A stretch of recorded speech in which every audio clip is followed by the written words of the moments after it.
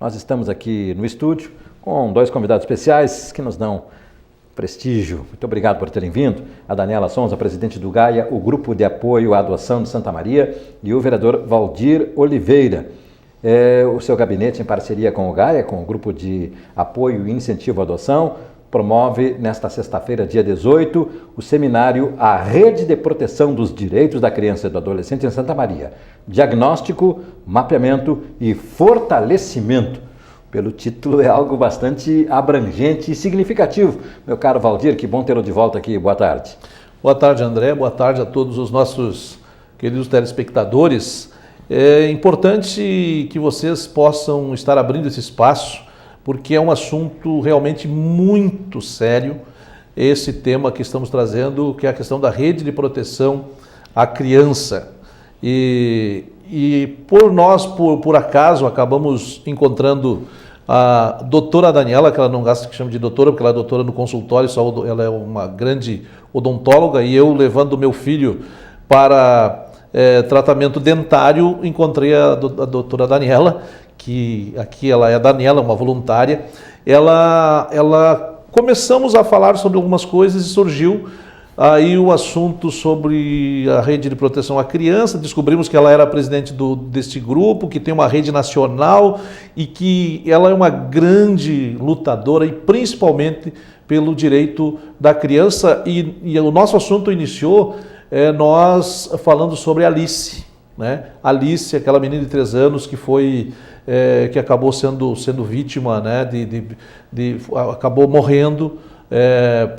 Vinha sendo vítima de maus tratos dentro da família há muito tempo, e muitas pessoas acabavam observando e pouco foi feito, e acabou resultando naquela grande tragédia que foi a morte daquela menina. Então, a partir dali, nós iniciamos, né, esta conversa e vendo o que a gente poderia fazer. A Daniela já vinha envolvida nisso, e nós, quanto vereador, nós nos propusemos a ser um instrumento, uma ferramenta de apoio e de busca, não apenas de levantar o problema, de como melhorar esta rede de proteção, mas para isso nós precisamos ter um diagnóstico. E aí surgiu a ideia do seminário, que é um primeiro seminário para que todos os atores, todas as pontas, né, que tratam desta rede de proteção possam estar trazendo, né, esse diagnóstico, quais são as dificuldades, por que Santa Maria tem dificuldades e quais são elas. Nós vamos ter lá a gestão pública municipal através da secretaria, nós vamos ter o Ministério Público, vamos ter o Judiciário, vamos ter a Polícia Civil, vamos ter vários também profissionais, né, da área, as faculdades, os cursos pertinentes que tem, que tratam desta questão também estarão. Então, amanhã, a Câmara de Vereadores ela será palco de um profundo debate sobre esta questão. Então, eu estou tomando bastante conhecimento sobre isso, mas a Daniela, ela tem trabalhado muito e conhece muito mais até do que isso. Até porque a Daniela, ela vinha lutando junto com os casais, enfim, que estavam também na busca de adotar um filho, uma filha. E hoje, como ela já tem, inclusive, a sua filha, que é essa menina linda que estava acompanhando ela, está de fora acompanhando, hoje ela pode tratar isso com muito mais tranquilidade, que ela não está legislando em causa própria, ela está lutando para que as outras pessoas também possam ter, talvez, facilitado essa burocracia, mas a questão da adoção é lá na ponta. Antes de chegar à adoção, tem um longo caminho e essas crianças precisam de proteção. E é isso que nós vamos conversar contigo aqui, André. Daniela Sonza, boa tarde, que bom estar aqui. Boa tarde, André, boa tarde a todos os telespectadores da TV Santa Maria. É uma honra ter espaço para divulgar esse seminário. Rede de proteção da criança e do adolescente. É um tema muito complexo e que merece uma atenção especial da sociedade civil.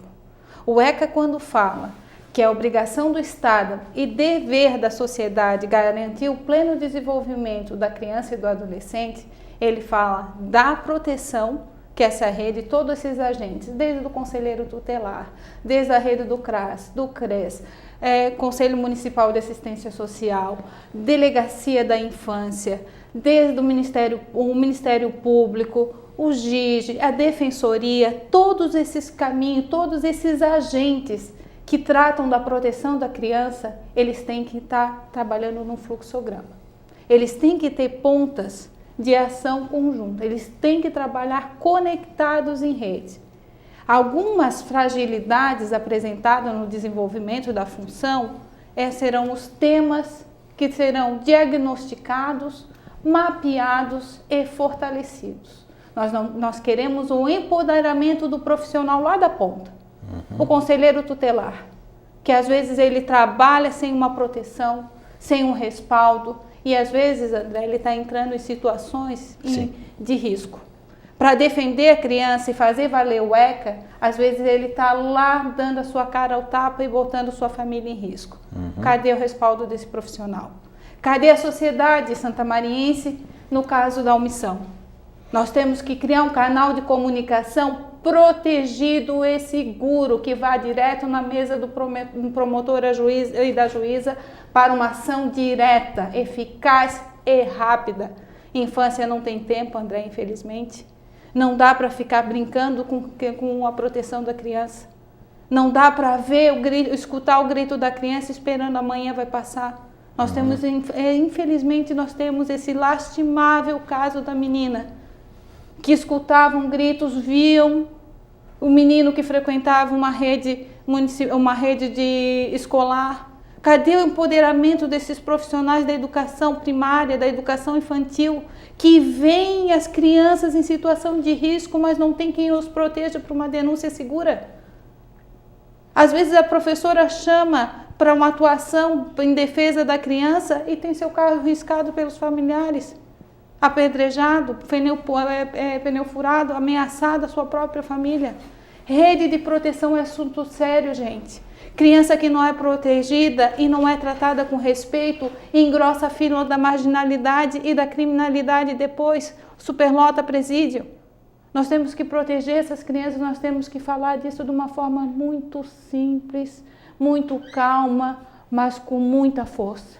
Nós temos que fortalecer essa rede, porque se Santa Maria quer ser destaque algum dia, a nível estadual e a nível nacional, ela tem que começar a defender as suas crianças, tem que ser prioridade.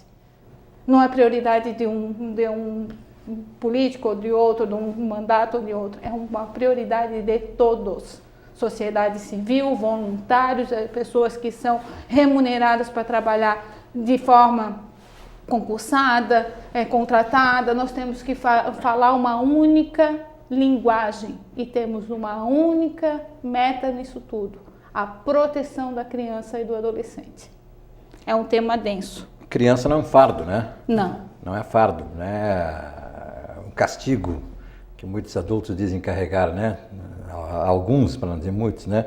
Alguns dizem carregar e fazem desse fardo como se fosse algo que tivesse que ser suportado, sustentado, sem levar em conta a dignidade da criança, né, de mantê-la perto de si. Onde é que entra esse processo que vocês estão averiguando? Há dados, números mostrando a gravidade desse relacionamento de abuso, de violência da criança no ambiente familiar? O único dado que a gente tem com relação ao acolhimento hoje, a primeira causa de acolhimento no município de Santa Maria é etílica. Maus tratos, terceiro abuso sexual. Ou seja, contribuindo com a Daniela, para que as pessoas entendam de forma mais clara o que é o acolhimento. Né? O acolhimento é quando existe a necessidade de retirar do convívio familiar aquela criança. E aí ela vai ser designada para uma entidade de acolhimento. Né? E os dados, não é, como diz a Daniela, o principal motivo é o alcoolismo dentro da família. E aí acarreta na decisão de que esta criança seja retirada da convivência familiar, seja de forma temporária ou de forma definitiva. Então existe hoje, a gente inclusive, nós queremos debater nesse seminário, nós queremos debater como também estão, né, funcionando essas casas de acolhimento. Também o diagnóstico, como está, quais são as dificuldades, enfim, tudo isto nesse seminário este seminário de amanhã, André, ele é o primeiro passo. Ele é o primeiro passo para que se tenha este diagnóstico, né? Amanhã nós estaremos tendo o diagnóstico. Amanhã não, desculpa, eu estou falando sexta, não. Eu já falei anteriormente sexta. Você falou amanhã não, anteriormente, mas é sexta-feira. É na sexta-feira. Hoje nós estamos na quarta, né? Já estava confundido com quinta. Então é na sexta-feira, das 8 da manhã até o meio-dia.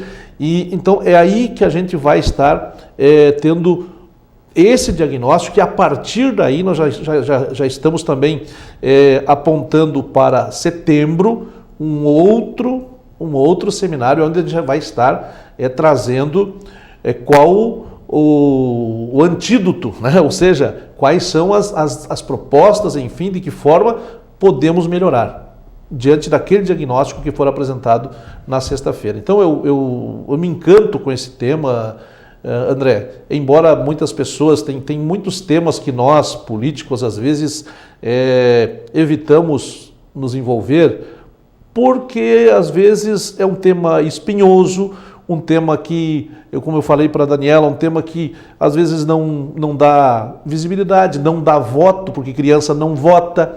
Então eu disse para a Daniela, eu quero me envolver. O pai vota, né? Sim, mas é que o político não quer se incomodar, assim como o professor não quer se incomodar com o carro riscado.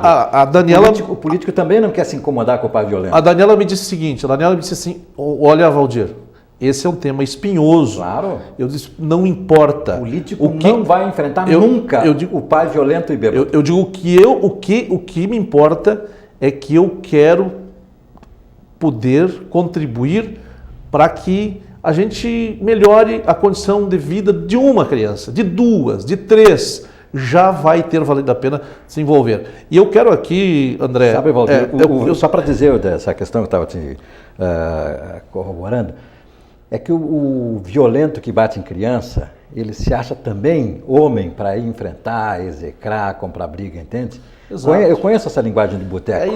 Ele vai lá, ele enfrenta, ele diz, esse cara está metendo a mão com a minha família, ele não tem nada a ver com a minha casa. Isso é terrível, doutor. Isso é terrível. Existe um sistema... Ele tem uma coisa interior que é isso que o torna violento, agressivo e se acha dono de si. E tem algo que vai muito além a isso Ninguém também. Mexe com ele.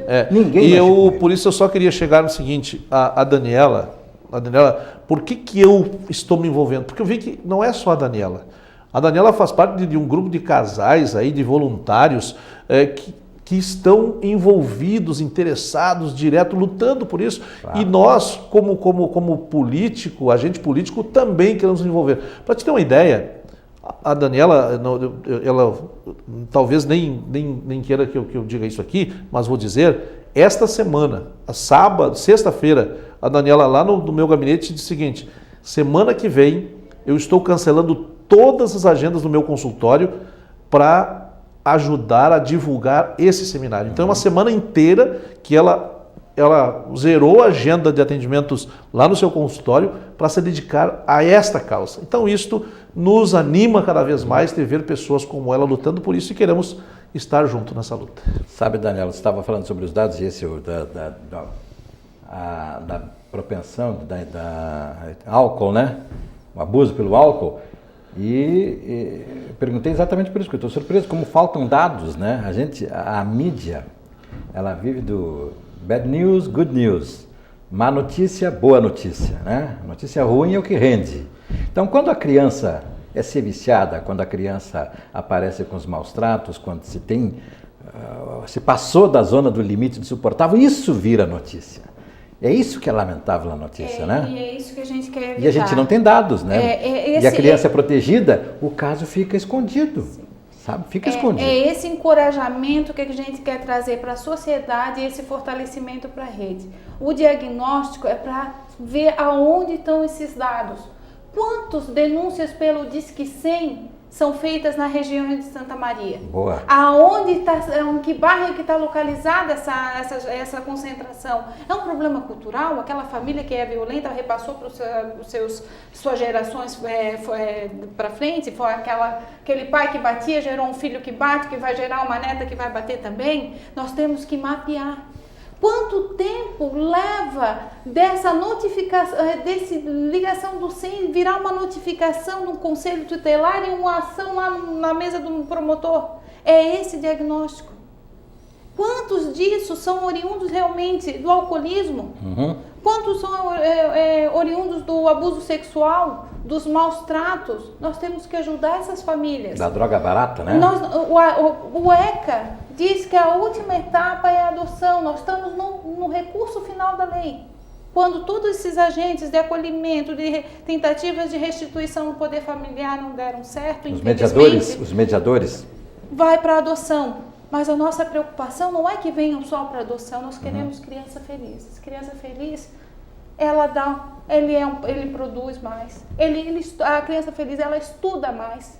Ela se formará um cidadão que trabalhará mais, renderá mais impostos e renderá mais votos. E o trauma, esse aí também é uma questão muito complexa, lá nem vou entrar agora aqui, mas porque tem essa questão lá na hora da adoção, o trauma que ela já vem a carregar com todos esses processos que Por isso, graças a Deus, nós somos 140 grupos de apoio à adoção trabalhando pós-adoção. São 140 grupos no Brasil. Nós trabalhamos os encontros do Gaia mensalmente, na primeira terça-feira de cada mês, na antiga reitoria, sala 604, a partir das 19 horas é para falar desses temas. Estágio de convivência e adaptação da criança, o que fazer no pós-adoção, como lidar com os preconceitos da adoção, o que se esperar quando está esperando, o que já preparar o casal que está na fila da adoção, esperar o que ele vai encontrar, quais são as dificuldades, porque a criança passou por uma situação que às vezes nunca teve um conceito e trabalhado o afeto. Vínculo pela raiva, discurso do ódio, agressividade, é muito fácil de grudar. Agora, criar o despertar do amor, do afeto, do convívio através da saúde, da convivência familiar é um pouco diferente. Mas isso é só a ponta do ECA. O objetivo desse seminário não é a adoção, é a rede de proteção da criança. É tudo o que acontece. Hoje eu vou te trazer um dado que quase a imprensa não trabalha. Cadastro Nacional de Crianças Acolhidas. Sabe, a ação inicial do conselheiro tutelar, sabe que número gera no país? 47 mil crianças acolhidas. Sabe, em relação a que 47 mil? 47 mil crianças se encontram em abrigos hoje no país. Hoje.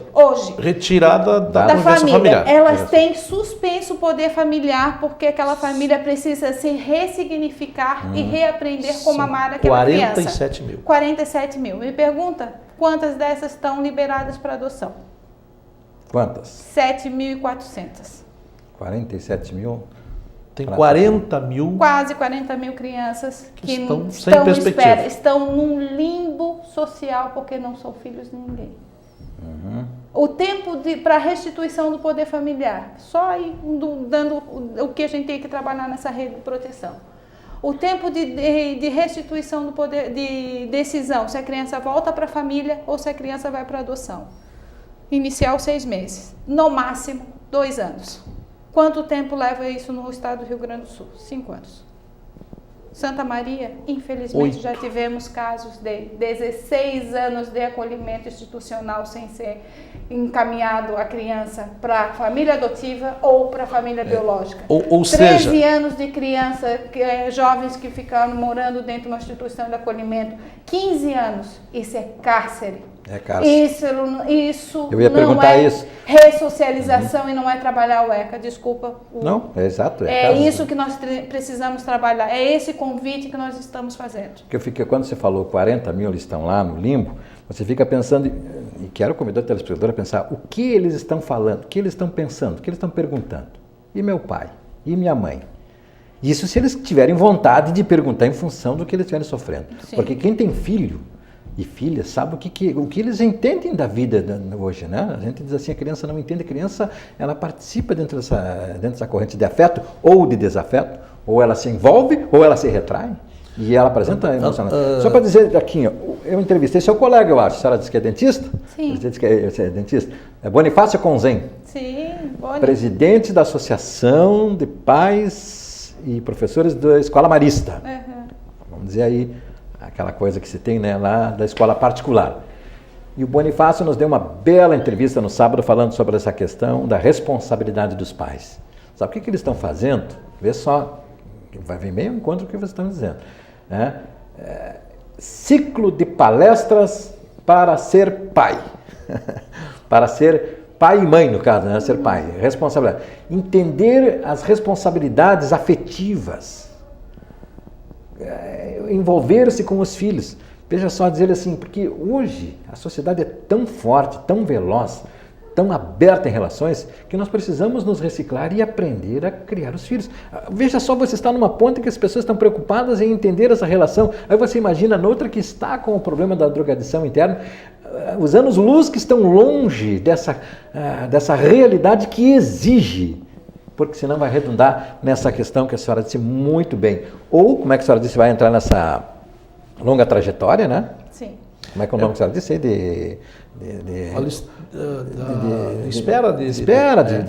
De tramitação até que a família se manifeste, vai ter uma condições, ou vai ser marginal. Então, o que ocorre, né, André? Tu imagina um casal, ele está preparado, já pronto para receber o seu filho, né? Para receber o filho, está dentro das condições, e aí tem uma criança que já foi retirada da convivência familiar, aguardando por uma família que o assuma como filho e que tenha como filho. Muitas vezes os casais, enfim, quando eles se habilitam, eles têm olha, eu quero até 3 anos, até 4 anos. Aí, com toda essa demora, às vezes essa criança que poderia já estar com essa família passa dessa média de idade, chega aos 8, aos 10, aos 12, aos 15 anos e sem ter essa perspectiva. Santa Maria, a Daniela tem essa informação, Santa Maria nós tínhamos 4 casais habilitados, prontos para receber o seu filho ou a sua filha. Prontos quando ocorreu a Alice, ela foi morta pelas pessoas que tinham a responsabilidade de dar toda a atenção, o carinho familiar, e tinha famílias esperando. No mesmo perfil. Naquele perfil, no perfil da Alice, tinham 4 casais esperando. No perfil da Alice e do irmão, porque no caso ali seria adoção de grupo de irmãos. É a menina de 3, que infelizmente veio a óbito, e o menino de 5.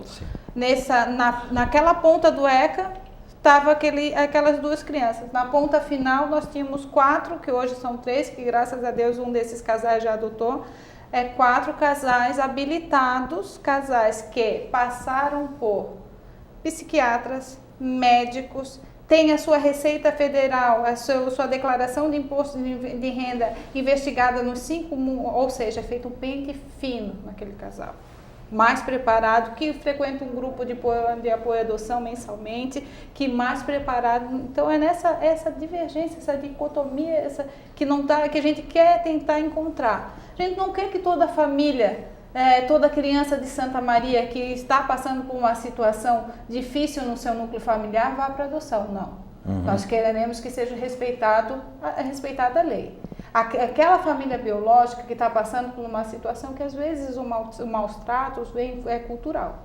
Às vezes o alcoolismo é por um momento, por exemplo, de desemprego, uma crise econômica que a gente tem que saber e tem um olhar sensível e uma escuta sensível também para essa demanda. Aí está a rede de proteção. O que se pode fazer em nível de CRAS, de assistência básica, para ressignificar aquela família, suspende o poder familiar por um tempo e dá condições daquela família se restabelecer.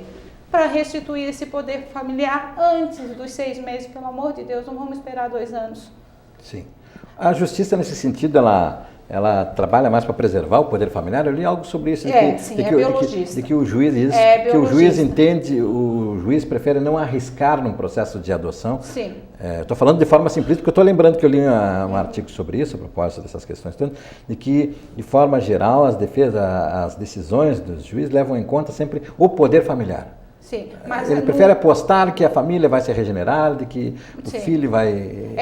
A lei, nesse sentido, ela é biologista. Ela vai defender a família biológica estendida, que são os parentes mais próximos, e social estendida, os vizinhos. Mas eu te pergunto, será que aquela família nunca viu essa criança? Aquelas duas crianças? Será que todos os vizinhos nunca ouviram os gritos? Sim. Aí tem hoje uma outra corrente. Esse é o distanciamento da decisão da justiça, né? Aí hoje tem um questionamento que foi trabalhado no Encontro Nacional dos Grupos de Apoio à Adoção, que foi em Fortaleza esse ano, que o tema foi família, é o biologismo patológico. Convém manter nessa família uma criança que foi agredida, porque o pai foi agredido, porque o avô já era agredido, porque vinha de uma... Convém? Com tantos casais esperando? Será que é o mais saudável esse biologismo todo? Até que ponto ele é saudável, ele é patológico? Tem que sim dar a chance de ressignificar, se reconstruir, se restituir esse núcleo familiar. Mas se ele se mostra falho, gente, não vão aproximar. O que acontece? Por que engrossa esse número de 47 mil crianças acolhidas? Chega perto dos 2 anos que está para vencer o prazo de restituição do poder familiar, aproxima de qualquer jeito da família biológica. Dá problema, manda para o acolhimento de novo. Isso. Aproxima começa os tudo 2 anos, começa tudo de novo. Isso mesmo. Aí a criança que chega em média, sabe qual é a média nacional da criança ser acolhida? Com 5 anos, quando ela começa a frequentar as creches e começam a aparecer os problemas.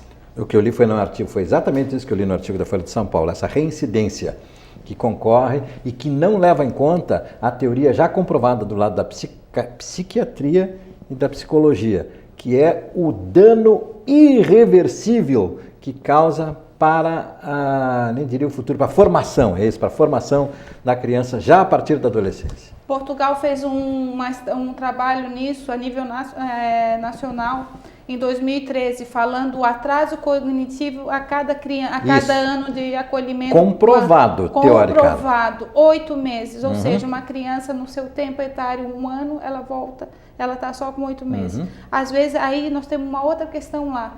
Às vezes a criança chega para a família adotiva, ela está com 7 anos, mas cognitivamente ela atrasou um pouco. Se ela passou ali 2 anos, 3 anos dentro do acolhimento, ela atrasou, porque ela teve suspenso todas as suas questões emocionais para ressignificar.